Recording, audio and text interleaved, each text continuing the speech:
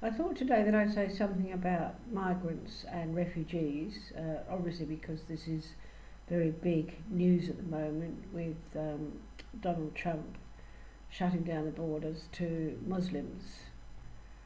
I just want to go back a bit. I was born in 1947 in the post-war period.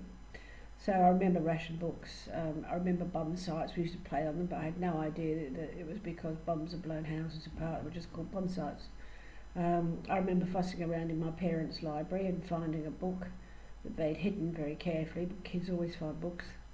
And it was about the atrocities that had been carried out by the Nazis in concentration camps, with pictures of injuries that people had suffered. And I have never forgotten the picture of an elderly Jewish man who had had the Star of David carved out in his cheek, carved right through, so that all the flesh had gone, and he had a hole there in the shape of the Star of David. So I've never forgotten that. And also, I think because it was a post-war period, we heard a lot more about what had happened in the concentration camps. My doctor was one of the first doctors that went into Bergen-Belsen. People simply couldn't imagine the slaughter that had been carried out at the concentration camps. But that slaughter, those concentration camps, happened because people were whipped into fear about Jewish people, about homosexuals, about gypsies, about trade unionists, about any religious person that was critical of the Nazi regime. Fear. That's what made people shut up and allow those terrible things to happen. I mean, we sit back in complacency and say, oh dear me, how awful the Germans were, they allowed that to happen.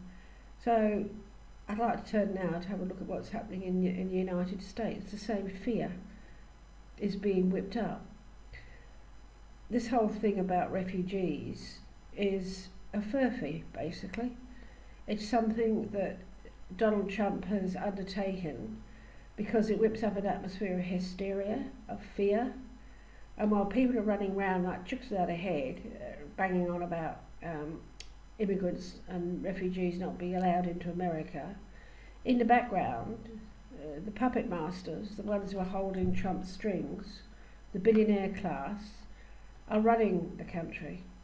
They filled all the administration posts. They're putting through legislation which enriches the billionaire class further. And more than that, they're also bringing legislation which is cutting down on the rights of people to protest, on free speech, and generally enacting repressive legislation. And we might also remember that in this process, the white supremacists are having a field day. David Duke, the former Ku Klux Klan leader, is absolutely beside himself with glee at what the Trump administration is doing. And really, that man is disgusting. If he endorses Donald Trump and the administration, then that whole crew are really tainted by the fact that what they're doing is actually welcomed by the Ku Klux Klan. Quite disgusting. But more than that, I want to go back a bit further to 1975 when I went to a women's conference for International Women's Year in Thailand. It was in November. And we travelled up to Chiang Mai in the north, which is where we held the conference. And as part of the conference, we went for a trek in the jungle, which was very hot and sticky. I can tell you, I was dead by the end of the walk. And we stayed overnight in a village in the jungle. And I can tell you that these people were dirt poor. They really had very, very little. But their generosity towards us was unbelievable. They couldn't have made us more welcome if they tried. We didn't have a huge amounts of food, but the fact that these people fed us when they were short of food themselves, I thought was just extraordinary. And the next morning when we had breakfast, we had a very simple one of sticky rice balls, rubbed in sugar, rolled in sugar. and water because there was no hot drink. And the reason I always remember this is because whenever I've travelled, and I do think travel broadens your mind, I found that people, if you treat them politely and treat them with grace and treat them with love and respect and honour, will treat you the same way.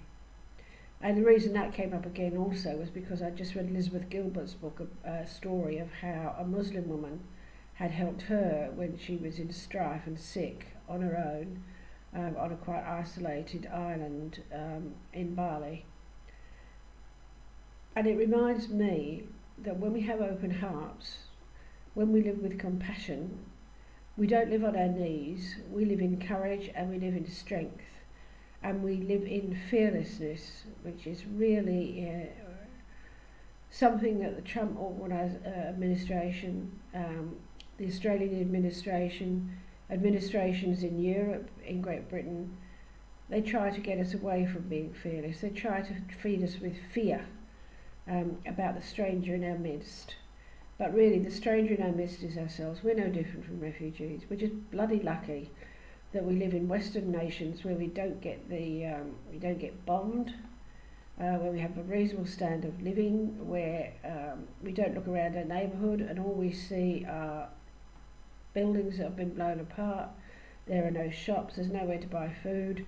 People are forced to flee because they want to live and because they want the same as us, a safe neighbourhood, a roof over their heads, education for their kids, and an income that allows them to live with dignity. And of course that's easy to forget when Trump is banging on about these horrible refugees. I mean, if you go back through the history of America, I've just watched Bill Clinton say exactly the same thing. And I think one of the reasons why there's so much more publicity these days is that people are less reliant on the media. I happen to think that the Fox media, owned by Murdoch, is one of the most malignant and malevolent forces on the earth. It preaches hatred and division. If you read Fox News, you might as well call it faux news because it bears little relation to reality. But back in 1995, back in 1995, for example, people relied on the mainstream media. Now they don't, because you've got the media, social media like Twitter and Facebook, and people writing independent blogs. It's really grown exponentially since the bombing of the towers, since you had Clinton banging on about migrants doing exactly the same as Trump. And I'm quite sure there were people who were appalled by that too. But in this day and age, there's the ability to publicise your resistance and stand up. I mean, you've only got to look around at the Parks people who set up their own independent Twitter accounts. There's resistance rising all over the place. You've got towns that are offering shelter to people, cities that are offering shelter to people, sanctuary cities. And all this has grown up over the past 20 years or so. It's a very different situation from when Clinton was in office, and also even, I think, at the beginning of President Obama's reign. Now, the other thing people say is that, you know, Obama wasn't that much better. In one sense, Obama was, because he's an intellectual and he thinks, and he's intelligent. On the other hand, he carried out atrocities in countries with drone killings and other wars that he's also endorsed.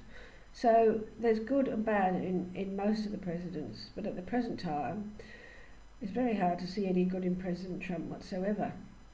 Now, I happen to live in an Islamic country in North Cyprus, which a lot of people may not have heard of, but it's a very tolerant Islam.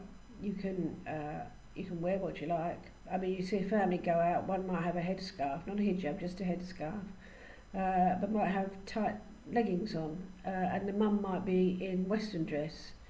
But what I found is that the people are incredibly friendly, very open-hearted, and quite willing to treat you as a decent human being if you also treat them as decent human beings.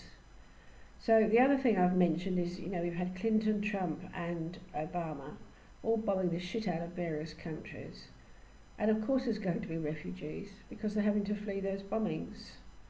But now we're seeing that while dear old Trump is talking about banning refugees, it's not actually from countries where he has economic interests. So the whole thing is smoke and mirrors. And so we're circling back to the fact that he is a puppet with the puppet masters in the back, running him, pulling the strings. And all the time they're setting up America and England and Europe and Australia, the billionaire class, to become even richer, to pay less taxes, to impose more charges on ordinary people, making them poorer and poorer. So what I really want to say is forget about the fear, stand on your feet, realise that we are all the same under the skin, and that an open actually makes us so much braver. It makes us let go of fear, because when we open our hearts to others, then we can see that they're exactly the same as us, and we can help them and treat them with compassion and allow them refuge when they need it, and perhaps assistance if people want to go back to their countries of origin when things settle down. But until then, don't live on your knees like Donald Trump wants you to. Don't buy into all that fear. We are more than that. We are brave, we are open-hearted, we are courageous, we can stand on our own 2 feet, unite with everybody else that is standing up and fighting back against these moves towards fascism, which they are. And hopefully we can from there work together to create a completely different community that isn't based on greed, but is based on looking after each other. So that's a lot for today, folks. Another rant over.